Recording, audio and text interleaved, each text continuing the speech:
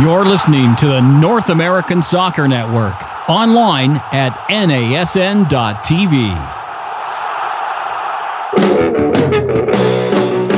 This is John Strong. You're listening to Soccer Made in Portland. Welcome Timbers owner and president, Merritt Paulson. This might take away your Merritt Paulson tweets segment. No, we already did the Merritt Paulson Twitter update just to make sure we got it in. Garth Lagerwey, Real Salt Lake general manager. Thanks, guys. Appreciate having me on. An interview that we did with Kenny Cooper. Thanks so much. Appreciate you guys. Thanks for the kind words.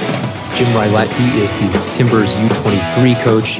For whatever reason, you have Kelly there because he's really not very good at what he does. Opinions, yes. Factual information, that remains to be seen. That's never stopped us before.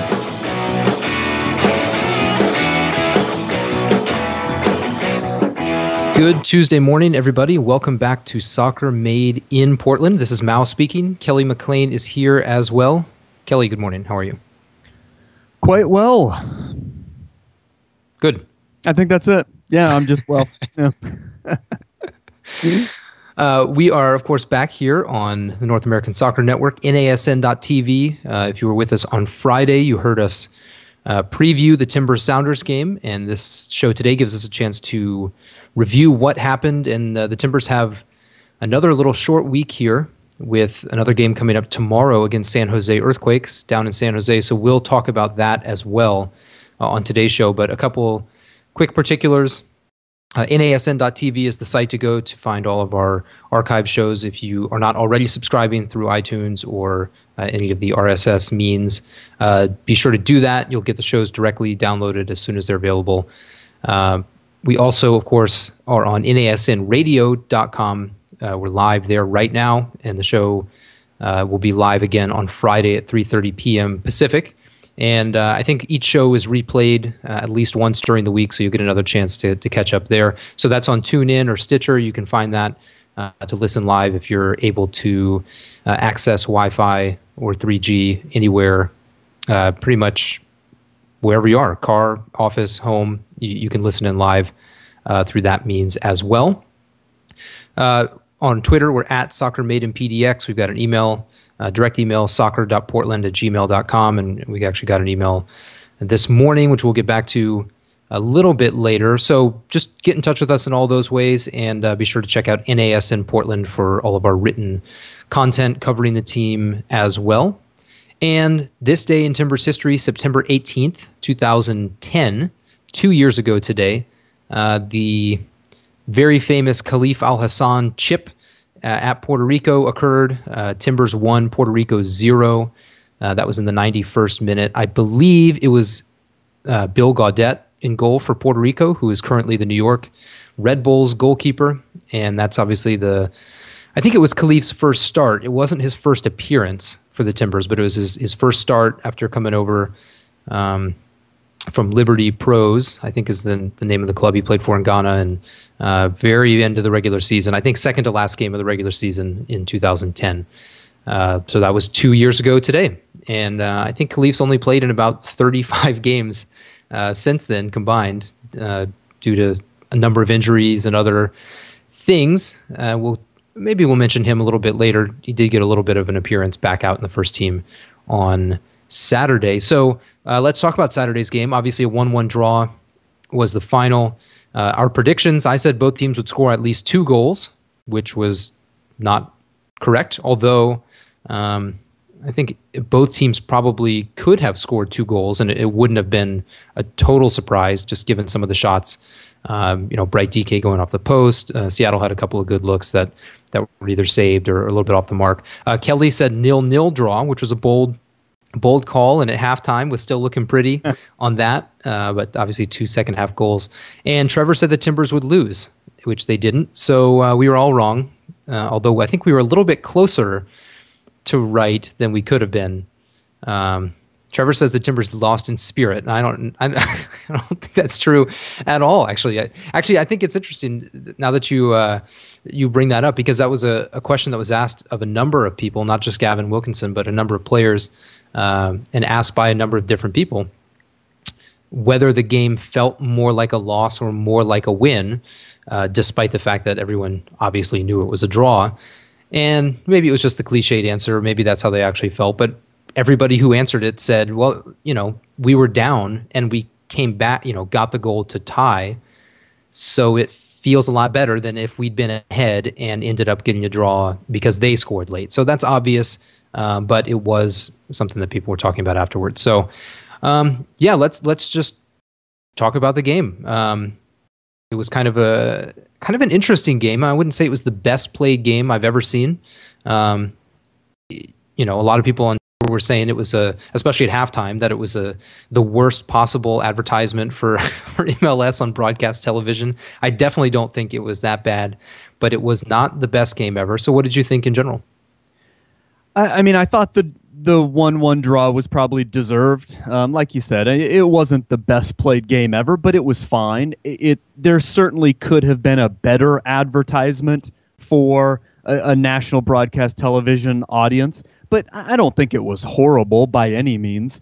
I don't know if any just casual sports fan who happened across the game on NBC left after watching it, however much they may have watched, would have left thinking, oh, wow, that was awesome. I'm going to watch more MLS games. But I certainly don't think they would have thought, this is just horrible. This is boring.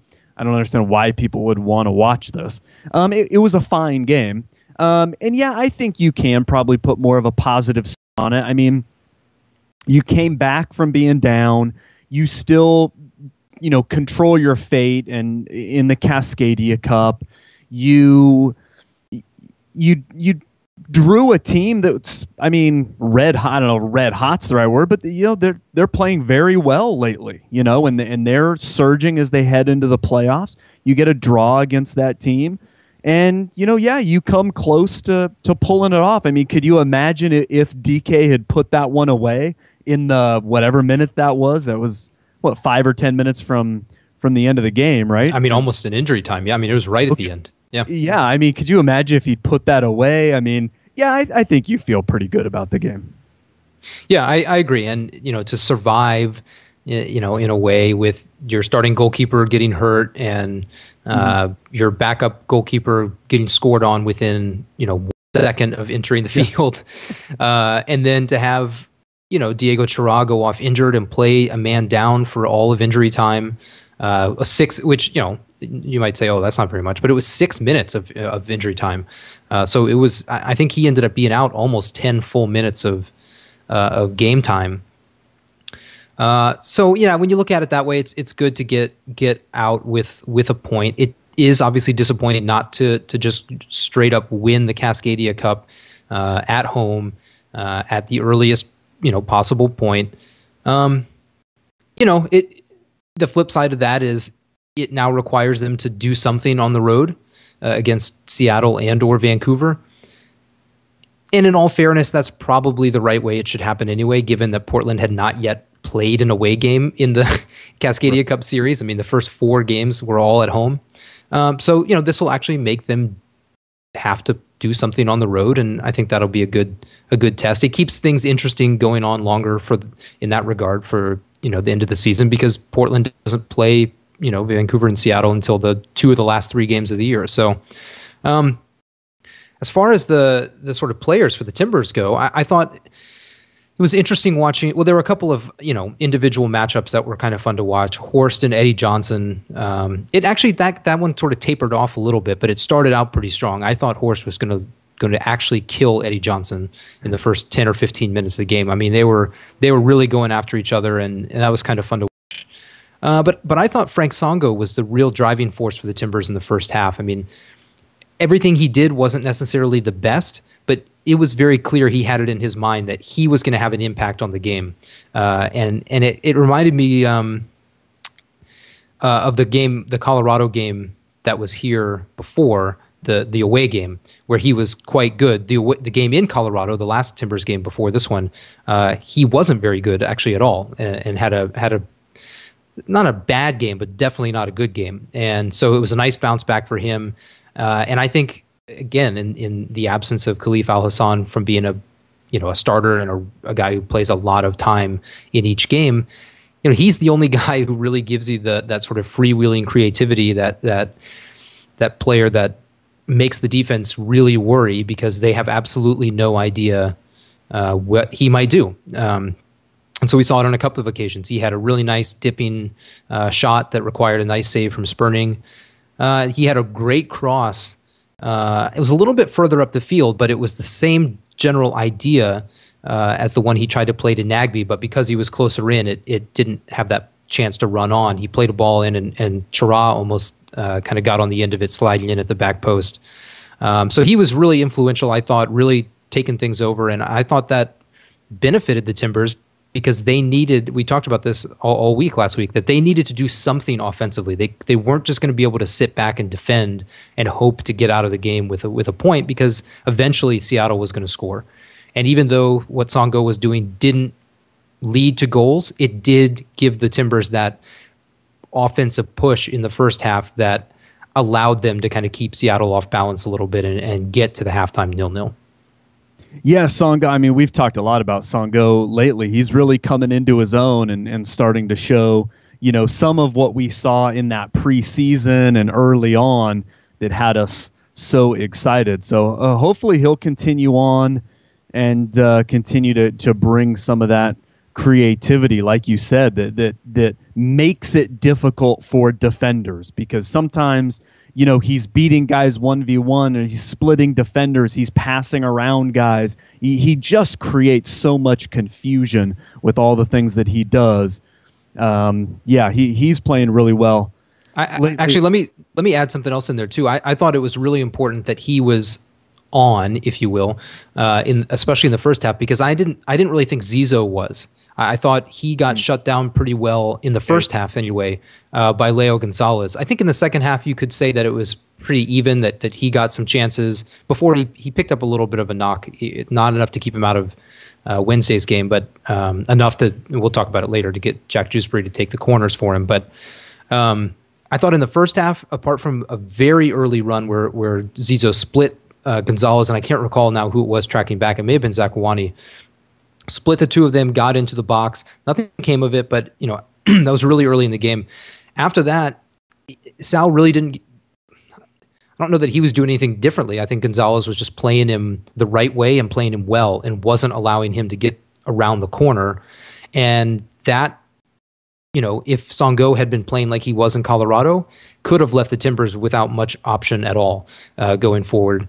And so anyway, the point was just that I think, in the absence of strong play from Zizou in the first half, it made Songo'o's contributions all the more important. There wasn't a lot going on with Nagbe in the first half. He was getting swallowed up by Alonso. We talked about that at halftime, how Alonso, we had talked about it in the Colorado games, especially the first one at home, where Laurentowicz and Hendry Thomas were just completely covering, one or the other, and they would switch off, and they just eliminated Nagbe completely from the equation. And we were kind of saying at halftime, I mean, Alonso's doing the same thing by himself. Yeah.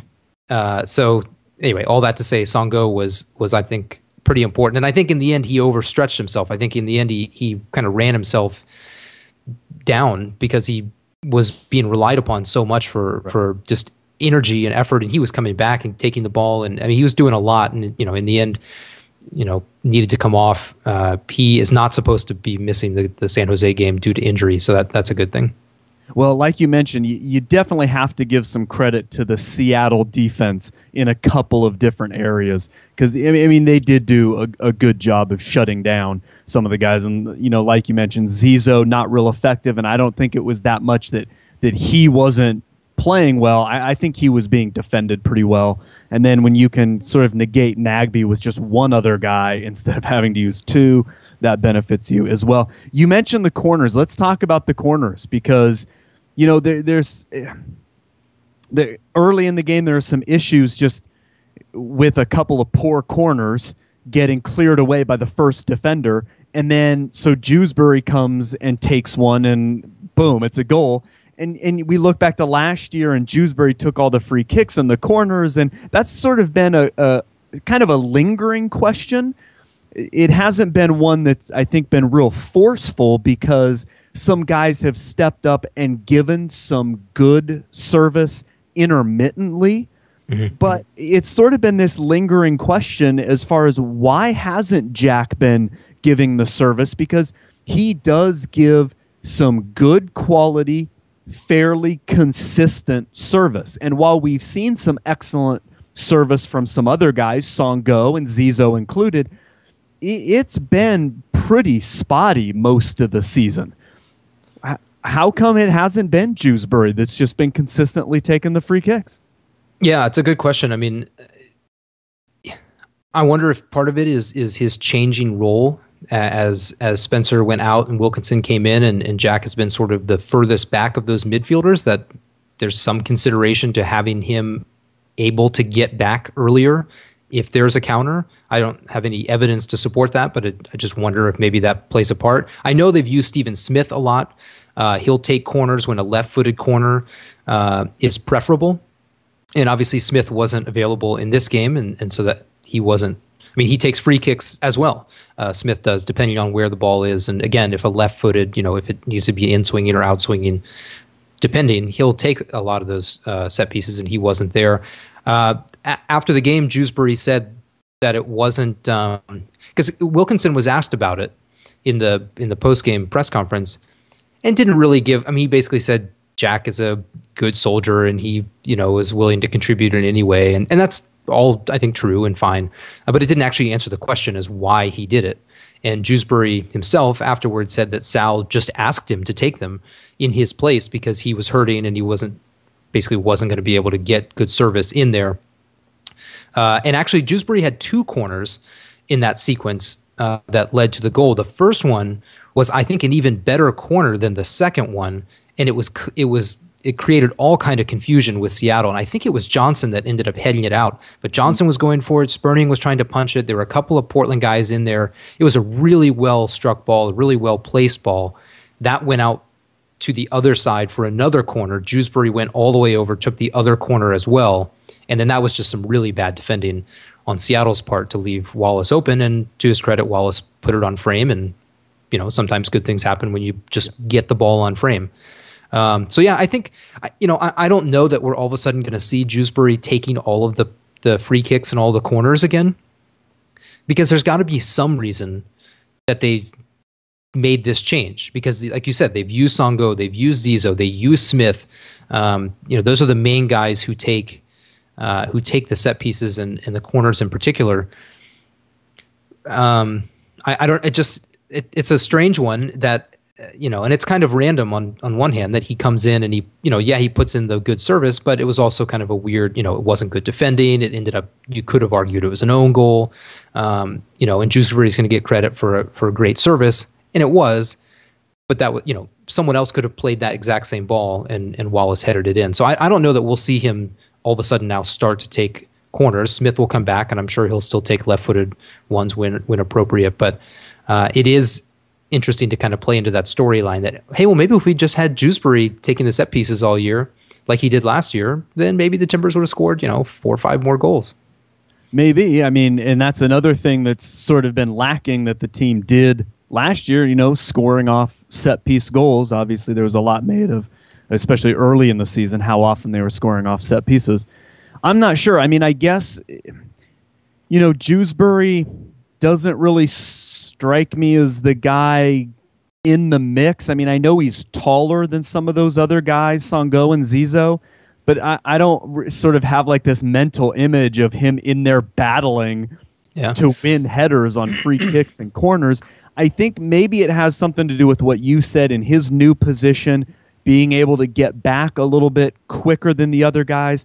And he does strike a good ball from the top of the 18. He might be that perfect player to have roaming 20 yards out to pick up whatever ball comes out. Maybe they want him in that area to strike those balls back in and put them on frame. He did that earlier this year in the South End exactly the same way. Forget which game it was. I think it was the Dallas game. It was the 1-1 Dallas game, and he hit that left-footed. Right. That came out of I can't remember if it was off of a corner or a throw in or something down, but it was down in sort of getting guys forward for some sort of a set play, and ball comes out to him and he smashes it in. He almost did it again In fairness, not on a set piece, but again against Seattle, he kind of teed one up, and you know, that's kind of his favorite shot. I think is kind of how it's developed over the last year and a half. So I think now that I think about it, and you mentioned that got to play a part, because he is sitting back there, and you know, Nagbe hit that great one, of course, against Kansas City last year, but that seemed to be more an exception than the norm for kind of what the Timbers are going to have sitting back there. Yeah, so maybe they just kind of want him. They see him as a guy who can do that and also be able to get back a little bit quicker. So maybe they've kind of prioritized that. But, you know, with free kicks and corners, there's more to it than just, you know, where the ball ends up. You know, every guy has their own sort of rhythm and cadence, and how they approach the ball and how many steps they take and how long it takes them, and just sort of reading all those nuances. It just seems that Jack is a good guy to have serving in the ball. People seem to be able to read his rhythm well, as far as when he's going to start, when he's going to strike it. They can time things a little bit better maybe. I don't know. Definitely something to consider, though, you know, as opposed to having the sort of the free kick by committee. And is it going to be Smith with his left foot, or is it going to be Songo'o with the right foot? And let's take advantage of, you know, it's the ball's in this position, so maybe Zizou would be the better guy to do it. Maybe they just need to get away from that overthinking things a little bit and just say, Jack, just go serve good balls in there every time. Yeah. Well, let's talk about the goalkeeper situation a little bit, because that was obviously a big turning point in the game. Obviously, in the end, ended up being okay from the Timbers' perspective, but you know, within 15 seconds of Bendik being on the field, he's getting the ball out of the back of the net. Gavin said it on Saturday afternoon, and again yesterday at training. You know, that they needed to have done a better job to get Joe a touch on the ball or something to get him, you know, that the first time he touches the ball isn't with his hands to pull it out of the back of the net. It was obviously not a good play by the center defenders. I mean, that was not one of their better moments. And Gavin addressed that as well. You know, needed to be better on the first ball, needed to be better on the second ball. Not that takes anything away from the strike by Montero, which was fantastic, but obviously it could have been played better. But after that, I thought Bendik was pretty good. I was a little bit worried, mostly not because I don't think he's good, but because the only other time we've ever seen him, he came in against Montreal.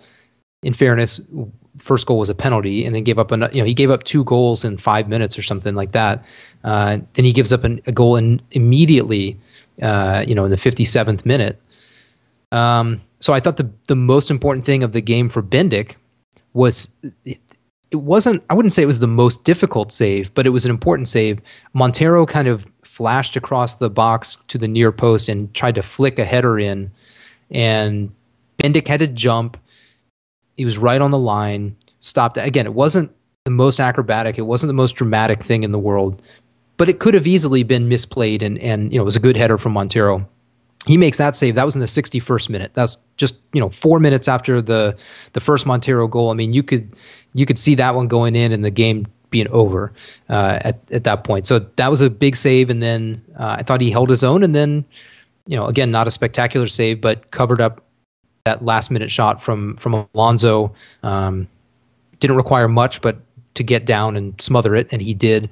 So I thought, all things considered, that it was a good thing that he faced a couple of difficult shots after the first goal, made his way through it, and now he'll actually get to come into a game where there's not all this pressure. Both times it was right around the hour mark. First one on the road, this time against the biggest rival. I mean, he gets the proper a couple days to prepare as the first choice keeper, and I think having had this experience over the last half hour of the game on Saturday, I think will benefit him greatly going into Wednesday. Yeah, I mean, how often do we hear guys talking about getting confidence and you need to establish some confidence and start playing well?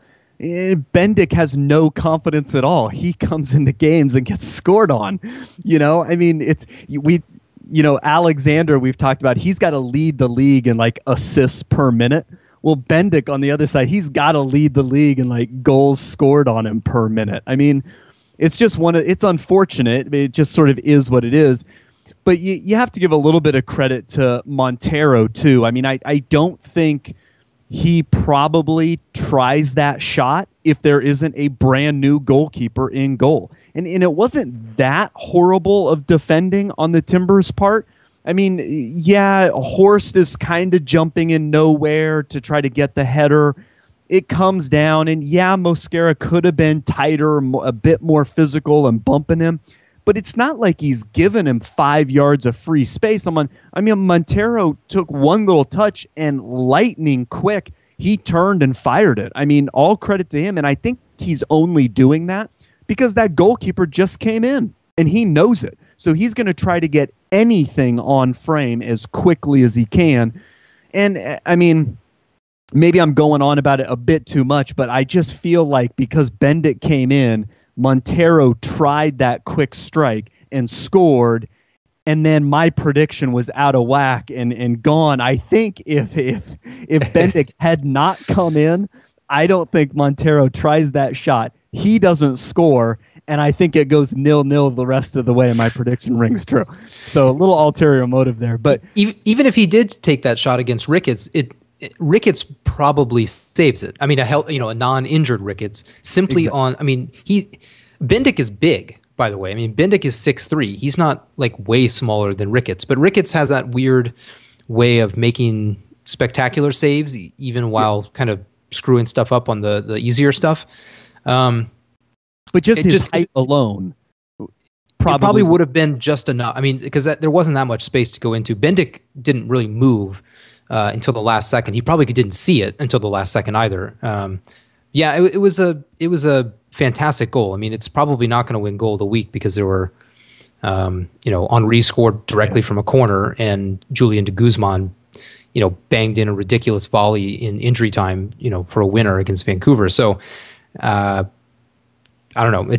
It's not in a week where it's clearly the only great goal that was scored, but yeah, I got to give credit to Bendik for sticking in there. I mean, he could have easily, rolled over and just been terrible, and he wasn't. He was good. He was, he had command of the back line. I thought they did a pretty good job down the stretch. Obviously, into the game, they're playing a man down.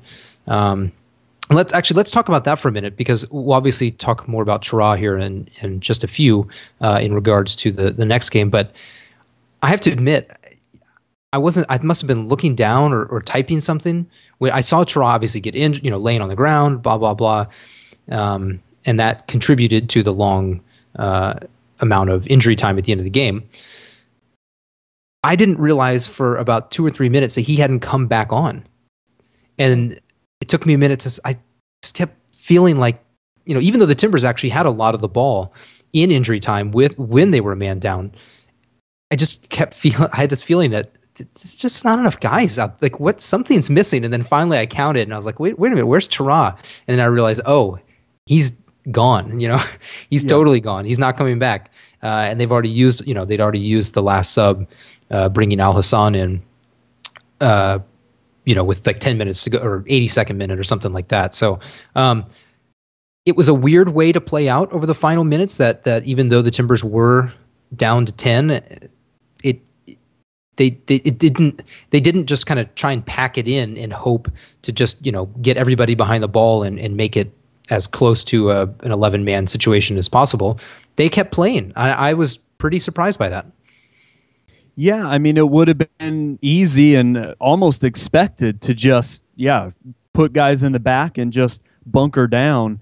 But they basically just kept playing. I mean, I don't think they were overtly trying to go get a winner, but they weren't overtly just trying to hang on. I think they were just playing it even and taking what was given to them, which was nice to see, I thought. I mean, especially 10 men down. I like that mentality. And I thought that was a good way to end the game. And they had a couple of opportunities, and they weren't getting blown out through the extra time or through the added time or anything. So yeah, that was nice to see. Now this is something I wanted to bring up too. We can talk about the subs. But one of them that came on was Danny Mwanga, and I don't think he did a ton, but he had one great little breakthrough opportunity where Nagbe played him ahead, and I don't know if he just waited too long for the ball to settle or if it was just a great play by the defender. It ended up getting kind of knocked out, and he didn't get a shot off. But it looked, when it was sort of happening, it looked like he's one-on-one with the goalkeeper here. Like Nagbe played what looked to be the perfect ball, and like I said, I don't know if Mwanga was just too slow on it, or not too slow, but just too slow to get his shot started. But to me, that was actually kind of interesting to see because he was playing through the middle. He wasn't getting stuck out wide, which is when he's been coming in. They've been putting him out as an outside forward. And in this instance, he was playing through the middle.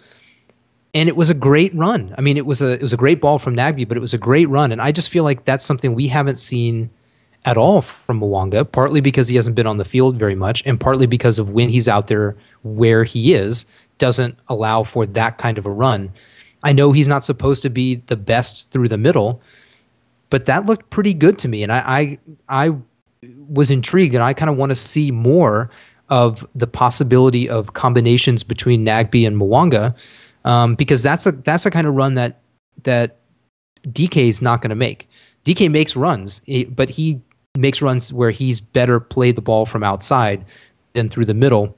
This was not a lot of space, to get through, but he slips right through there, and on a different day maybe he at least gets a foot on it and puts it on target, or I don't know. It's in the 85th minute. I mean, it's 1-1 at that point. It could have been a chance for a winner. Obviously, DK then hits the post later, which is probably the best chance they had. That I still can't believe that ball didn't go in. Did the same thing as that Facito shot from earlier this year, except off the other post. But I don't know. What do you think of Mwanga in his sort of limited time out there? Well, I think that's just it. I mean, it's limited time. I mean, if a guy had been playing more and got in that spot that you were describing, I think he's probably takes a different little touch, a little different angle, and gets a shot off at least, if not putting it away. But yeah, I mean, he just hasn't seen a lot of time lately. But there's so much. I think there's so many combinations people want to see, and guys actually getting comfortable. Like, now we see DK playing comfortably. And so we can see what he really does and what he can do. I think there's a ton of guys or combinations that we'd love to see that with, like Khalif and Songo'o and Mwanga. Like, how could those guys, if they got to play 90 minutes together 3 games in a row, what would they start looking like? Or, Zizo and Khalif and, Nagbe or something. I mean, there's all those combinations. There's some real intriguing pieces, and Mwanga's certainly one of those guys that you long to see more of them and to see them get minutes, to get comfortable, to really see what they could start to do. And I think that was just a function of the limited minutes he's played. He made a good run and the ball came through, and there's just that moment of, oh, wow, I am kind of 1v1 right here. But, boy, I haven't played in a couple weeks, and, you get caught in a good defensive play, and so it's over. But, yeah, I mean, again, an intriguing player that I think we'd all like to see more of, but there's competition out there, and that's good too, to have that competition amongst guys. But I know you wrote a piece yesterday for the website nasmportland.com, kind of going through and looking at some of those different considerations you have to give about who gets playing time. And I think we kind of throw Boyd into that mix too, and I know we'll talk about that later, but Mwanga's one of those guys, and sort of your approach to who's getting minutes as the season winds down with a new coach coming in, and who's going to stay and who's going to go and who do you want to see and all that stuff. But it was good to see some positives from Mwanga, because in his previous games, when he has gotten some minutes, frankly, I thought he'd, aside from 1 or 2 touches, he'd been completely invisible. So it was nice to actually see him do something of consequence.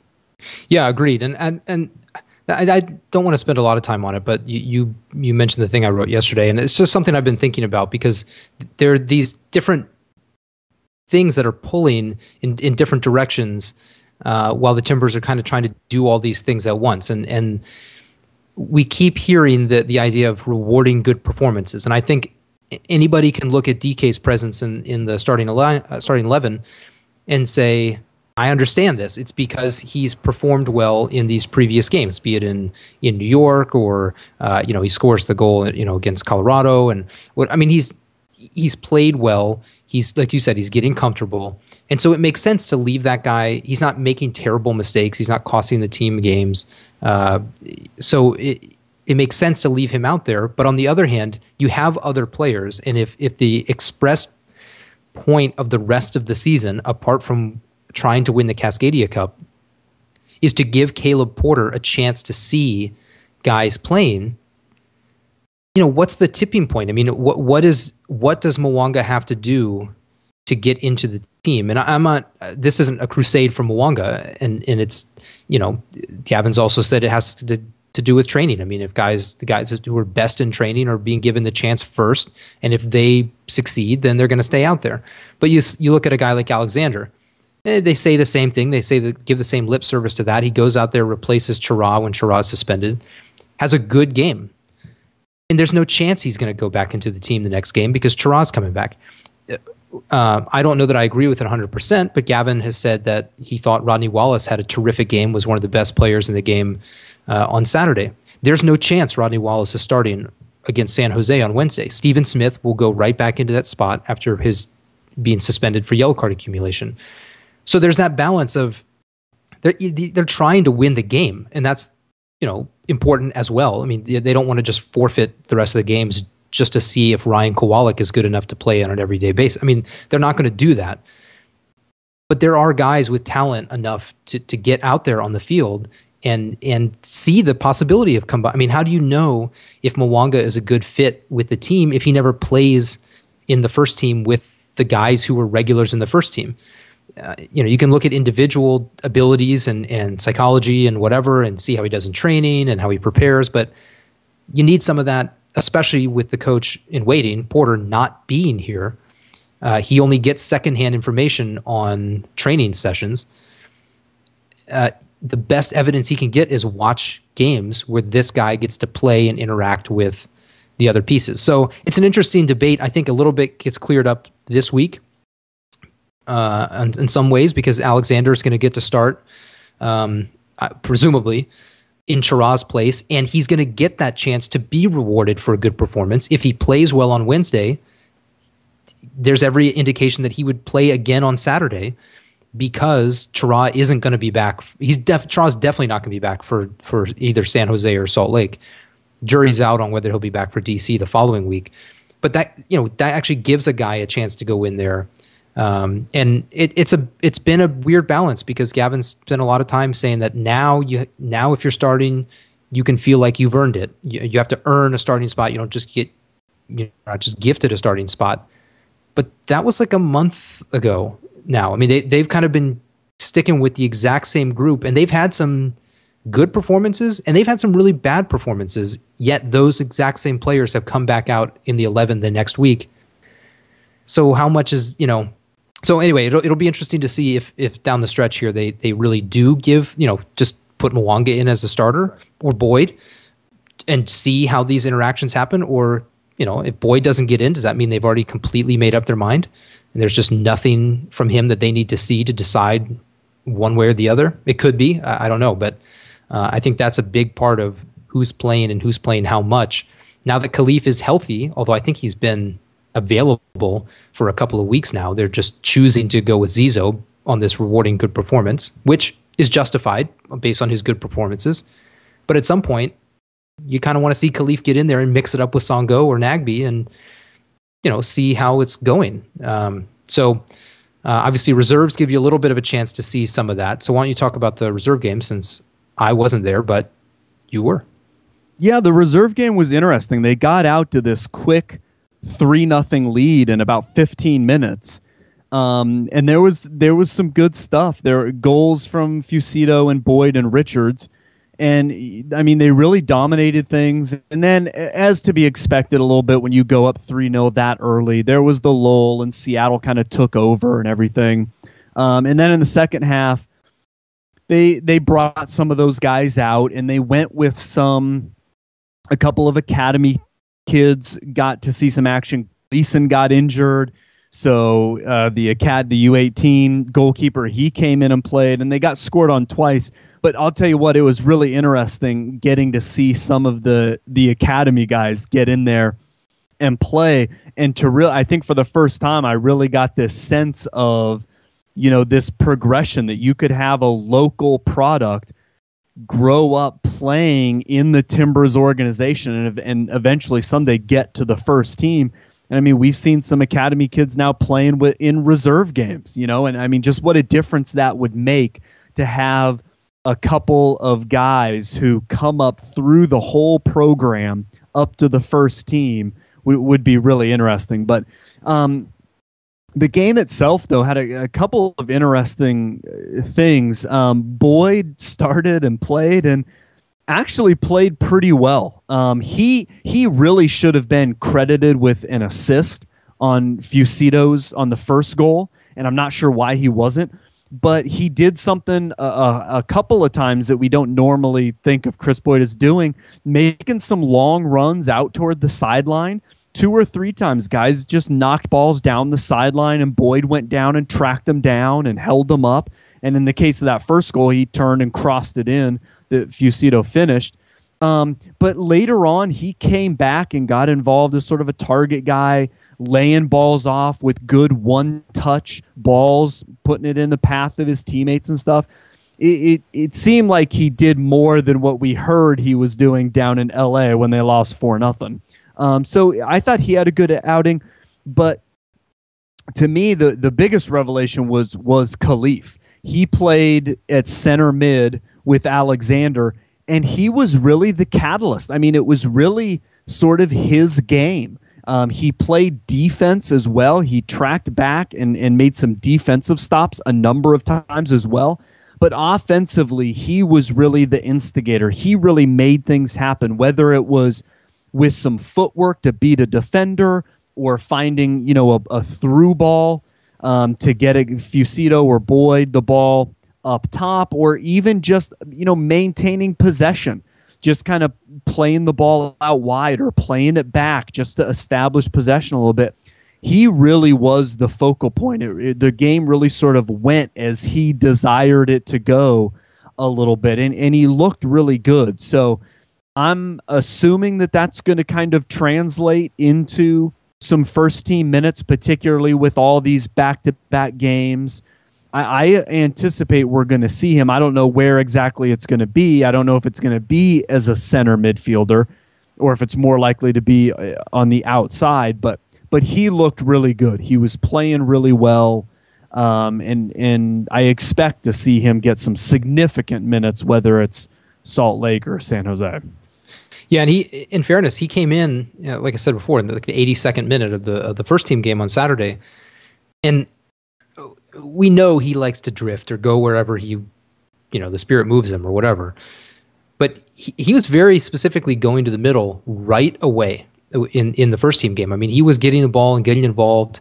Now, it didn't end up leading, like it did in the reserve game, to a goal. He sends that ball through to Boyd, and I mean, in the reserves, we didn't see anything like that in the first team. But you could see that progression. I am wondering if this has more to do with Porter than it does Al Hassan or Wilkinson. That this is Porter saying, this game doesn't matter. It's the reserves. Play him in the middle. Let's see what he can do there, because we know we've seen him on the wing a million times, or however many times I said at the top of the show. That's not an area where we have seen him very much, but it's an area where everyone's always speculated, ooh, what if Khalif played in the middle? And I'm sure that's exactly what Porter's doing. I would be stunned if the Timbers don't schedule 1 or 2 or 3 more games for the reserves. There's still a month left in the season, more than a month left in the season. Almost every other team in the league has reserve games left. The Timbers are one of the few teams that are already done with the entire 10-game reserve schedule. They already scheduled that one Oregon State game a while back. I would be stunned if they don't do some more of that. Again, just to give, if nothing else, just to give Porter another game tape and get guys out there in positions where either they aren't normally, or, get them a chance to just another example of here's what they can do in just another circumstance against a different team in a different environment, whatever. Yeah, exactly. And, that's one of those things where, going back to the article that you wrote, there's this balance between getting guys out there so that Porter can see them, or getting guys out there so that other teams can see them, because you're planning on moving them. So you want something to be able to show to, other prospective teams who may want that guy. And you have to balance that with trying to win games now. And where does that balance come? I'm sort of expecting that we're going to see, particularly in a week like this, where you've got the, whatever, it's the 3 games in 8 days or whatever, when you've got this quick succession of games, that's a built-in chance, a built-in excuse, if you will, to just put some guys out there. And you can give whatever reason you want to give, but you can put some different guys out there and get a look at them. Especially with Chara being injured anyway, now you don't have to worry about, not that you want to take him out anyway, but he's out. There's nothing you can do about it. There's nothing he can do about it. You've got it built in that you can do that. The only other thing to mention from the reserve game really quickly is just that Jose Valencia did make his debut. He did steal the ball from Cam Vickers and try and shoot at the near post. Probably the funniest thing I've seen all year from the Timbers. That I don't think he stole it from him. As I said during the broadcast, I think he was trying to make a run, and they got a little miscommunication and came together. Yeah. And then it was like, oh, well, I might as well take the ball from this guy and go. But that was pretty funny. It was fantastic, and he had a little go there, and I think it was knocked out by the goalkeeper at the near post and whatever. But good to see him out there. I was a little bit interested to see people's reaction, that they were surprised he was as big as he is, because it's not, I guess it's just people haven't seen very much of him, but he's not any bigger than he was in January. He's just a huge, solid, he's not super tall. He's just a big, strong kid. And he's fast, and but he plays physically. He doesn't mind getting kind of mixed up and, shoving his weight around a little bit. So yeah, definitely encouraging to see that. I'd love them to schedule a couple more games for no other reason, just to get him out there and a chance to get to know his teammates a little better in a game situation and all that stuff. Now, there is a game tomorrow, so we have to talk about it before we go. Game is in San Jose. I believe, if I've got this right, that the Timbers have never lost to San Jose in MLS. I think they drew both games last year, and they won the first game here, and they've only had one game this year. And there's only a couple teams where the Timbers can say that. I think Vancouver is one, and Chicago is the other. Maybe there's another one too. But anyway, definitely a different beast this time around. Timbers had a big win against San Jose earlier this year. Mwanga got his goal in that game. A fantastic goal set up by Songo'o there. But this is going to be different. As we mentioned, missing Ricketts, missing Chara. Gleason is, the last we heard, they weren't ruling him out, but he had an MRI in his hand yesterday. Seems pretty likely, at least for tomorrow, that they're going to call in an MLS pool goalkeeper to be the backup for Bendik. We did hear that Franck Songo'o, despite needing to come out on Saturday, will be available. Zizo will be available despite having a little bit of a knock. So I think we're going to see mostly the same lineup, apart from the obvious injury spots there. Alexander almost certainly is going to be starting in Chara's place, the same as the Vancouver game from last month. But the big question is, is Boyd going to get a chance? Like this to me, the game tomorrow is the last chance that Boyd's going to get a chance, because as the season winds down, it would seem to make more sense to me, if you're going to do something different, you play Mwanga, or you do something like the change you would make if you were going to move DK out would be to see more of Mwanga. They know what they're going to get from Boyd, but they're not going to play Boyd I don't know. They're not going to. They shouldn't play Boyd on Saturday in Salt Lake because it's at altitude. It's just that hasn't worked for him in the games so far this year. The games in the extreme heat and the games at the altitude, those have been bad for Boyd. So you're going to have to do a little bit of rotating because of the games in quick succession here. It's against two really good teams. Why not put Boyd out there against San Jose, see what happens, and just schedule him to not play, or at least not start, which would not be different than it has been, against Salt Lake. But, DK wasn't amazing.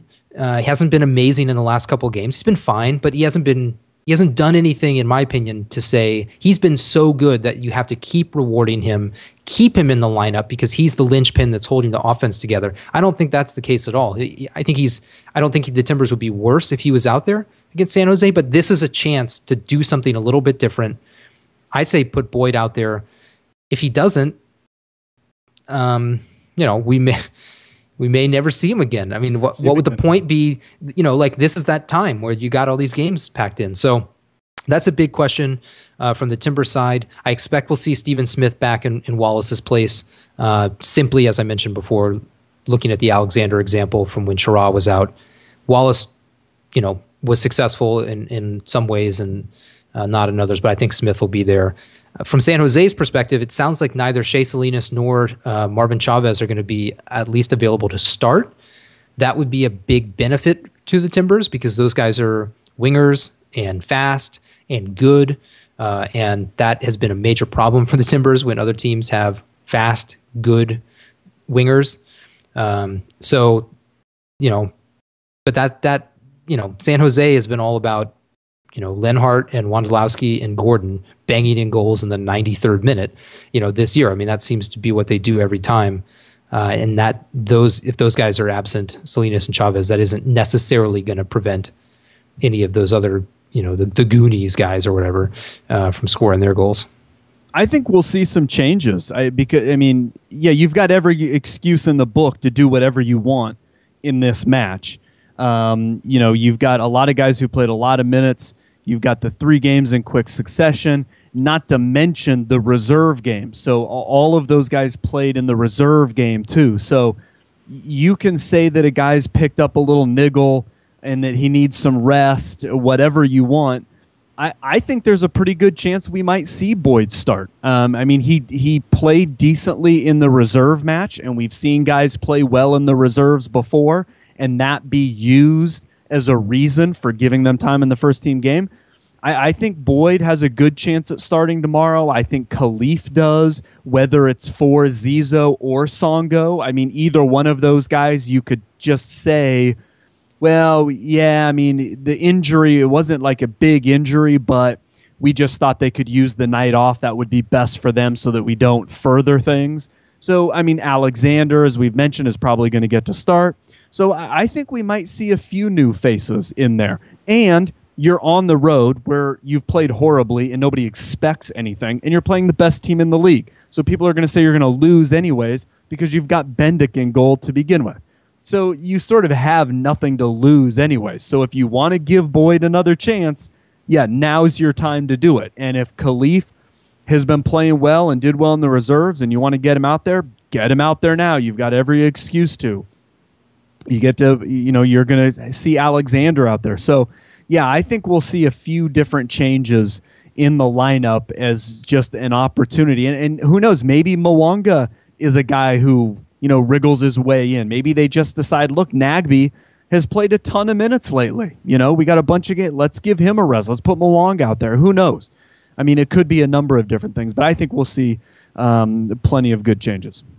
Yeah, that's the squad rotation idea that we talked about earlier this year when they had a couple games jammed in there, and we saw a whole bunch of changes. I think it was the Dallas game, and there were just a million changes. Boyd not in there, Jewsbury not in there, Nagbe not in there. In the starting lineup anyway. Able to recover from, right? Is that the game that Footy's never? That is Footy's last game, that is his most recent game. Not his. It won't necessarily be his last game. Okay, quickly predictions. Oh, actually, we got an email from a listener. I mentioned it at the top. John Paul Tyler, regular listener to the show. He was up here I think, for the Seattle game. Lives down in California. So he just wrote in to say that he was going to be going down to the game, bringing a bunch of people down from Oakland and got down to San Jose. So I know there will be a contingent. There was a big contingent of Timbers Army folks down there last year. I stupidly drove to San Jose last year. Won't probably be making that drive again anytime soon. But anyway, there will be a number of folks down there. So looking forward to that. Thanks for the email, John. And we are looking forward to hearing how it goes because all the rest of us will be watching on TV. And he, by the way, has been dominating almost everyone else in fantasy. He's in 9th in our fantasy league, which is significantly better than all of us on this show. And in the top 10 percentile of everybody in our league. Quickly, predictions for the game. I'll start with mine because the other ones are boring and bland. If Kris Boyd starts, he'll score. That's my prediction. Okay. If he doesn't start but gets in the game, I make no guarantees. I don't guarantee it actually here either. I'm just predicting.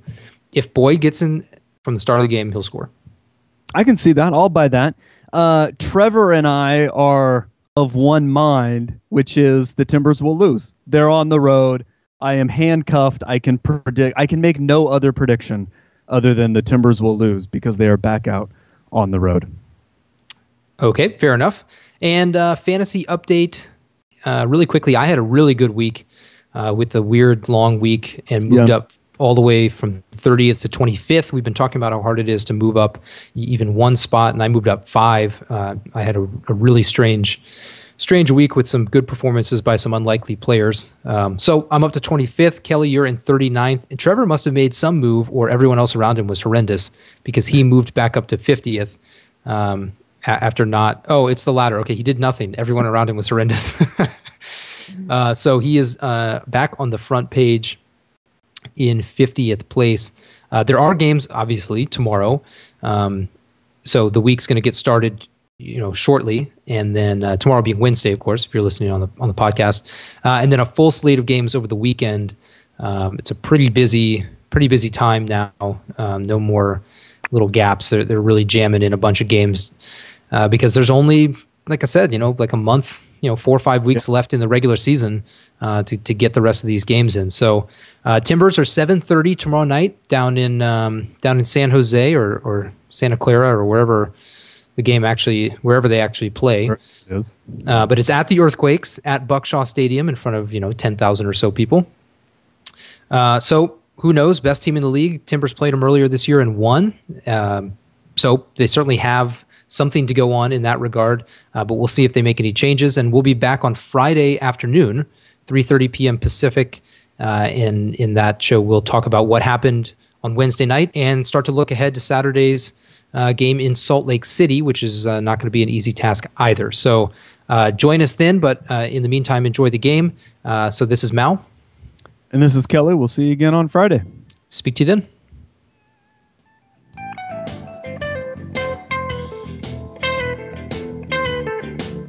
Slow J.